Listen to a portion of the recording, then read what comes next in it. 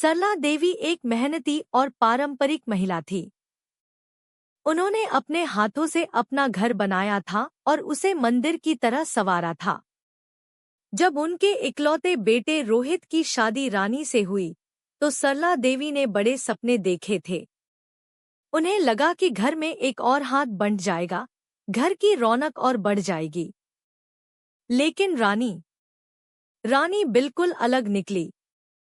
वह शहर में पली-बढ़ी एक पढ़ी लिखी लड़की थी, जिसे आराम और आधुनिक जीवन शैली बेहद पसंद थी। घर के कामों में उसका बिल्कुल मन नहीं लगता था। रानी का मानना था कि शादी के बाद उसे आराम करने का पूरा हक है। सुबह के 10 बज जाते, लेकिन वह बिस्तर नहीं छोड़ती। नाश्ता भी अक्सर सरला देवी ही बनाती। अगर सरला देवी उससे कोई छोटा मोटा काम करने को कहती, तो वह या तो टाल देती या फिर कोई बहाना बना देती।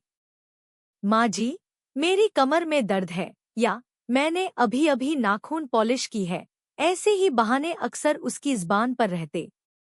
मेहमानों के आने पर भी रानी ज्यादातर अपने कमरे में ही बैठी रहती, फोन पर दोस्तों से गप्पे मारती रहती, जबकि सरला देवी अकेली रसोई से लेकर बैठक तक सब कुछ संभालती थी।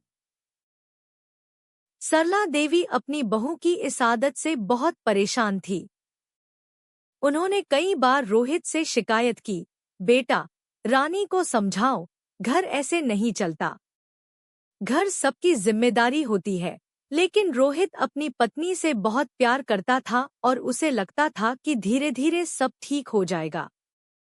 उसने रानी को समझाने की भी कोशिश की, रानी, माँ जी अकेली पड़ जाती हैं, थोड़ा मदद कर दिया करो।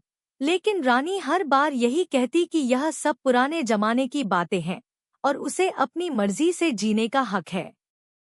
सरला देवी को लगता कि उनकी सारी उम्मीदें टूट गई हैं। आखिरकार सरला देवी ने रानी को सबक सिखाने का फैसला किया।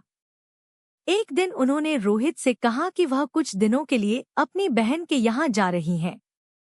उन्होंने जानबूझकर घर के कुछ काम अधूरे छोड़ दिए, कुछ कपड़े धोने के लिए छोड़ दिए, रसोई में बर्तन पड़े रहने दिए और देखने लगी कि रानी कब तक ध्यान नहीं देती। घर में धीरे धीरे अव्यवस्था फैलने लगी, लेकिन रानी को कोई फर्क नहीं पड़ा। वह आराम से टीवी देखती रही, सोशल मीडिया पर रील्स बनाती रही और अपने दोस्तों से घंटों फोन पर बातें करती रही। पहले दिन तो उसे सब मजेदार लगा, वाह, माँ जी नहीं है तो कोई टोकने वाला नहीं। लेकिन 2 दिन बाद घर की हालत बहुत खराब हो गई। चारों तरफ धूल और कूड़ा, बर्तन सिंक में भरे पड़े थे, कपड़े धोने के लिए ढेरों पड़े थे और खाना बाहर से मंगवाना पड़ रहा था। जब रोहित शाम को घर लौटा और उसने घर की हालत देखी, तो वह हैरान रह गया।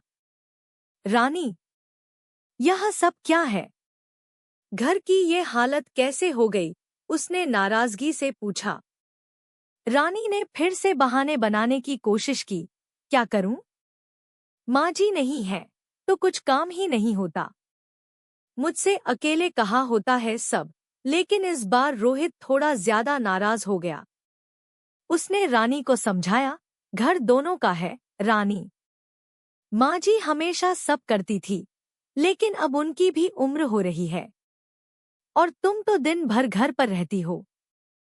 क्या तुम इतना भी नहीं कर सकती? रोहित की बातों का रानी पर पहली बार गहरा असर हुआ और उसने घर की इस अव्यवस्था को महसूस किया। उसे पहली बार लगा कि घर का काम वाकई कितना होता है। अगले दिन एक अप्रत्याशित बदलाव देखने को मिला। रानी सुबह सूरज निकलने से पहले उठ गई।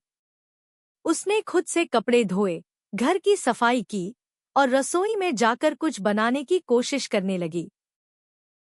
जब सरला देवी कुछ दिनों बाद वापस लौटीं, तो उन्होंने देखा कि घर साफ सुथरा है और रानी रसोई में उनके लिए चाय बना रही है।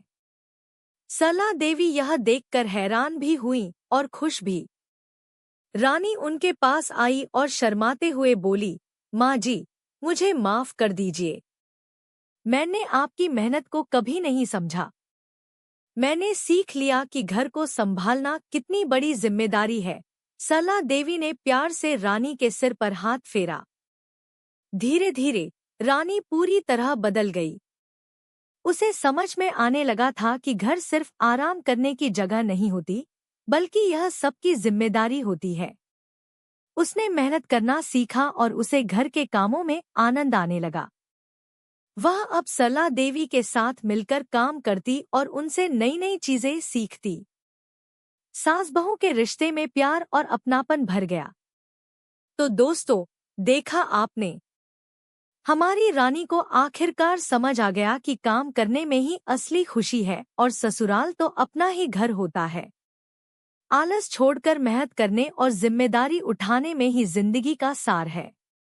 यह कहानी हमें सिखाती है कि कोई भी व्यक्ति बदल सकता है, बस उसे सही राह दिखाने और थोड़ा सा सब्र रखने की जरूरत है।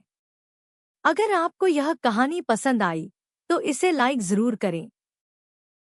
ज्यादा से ज्यादा लोगों तक पहुंचाने के लिए शेयर करें, ताकि यह जरूरी सबक हर किसी तक पहुंचे। और ऐसी ही मजेदार और सबक देने वाली कहानियां सुनने के लिए हमारे चैनल को सब्सक्राइब करना न भूलें। आपका साथ ही हमारी ताकत है।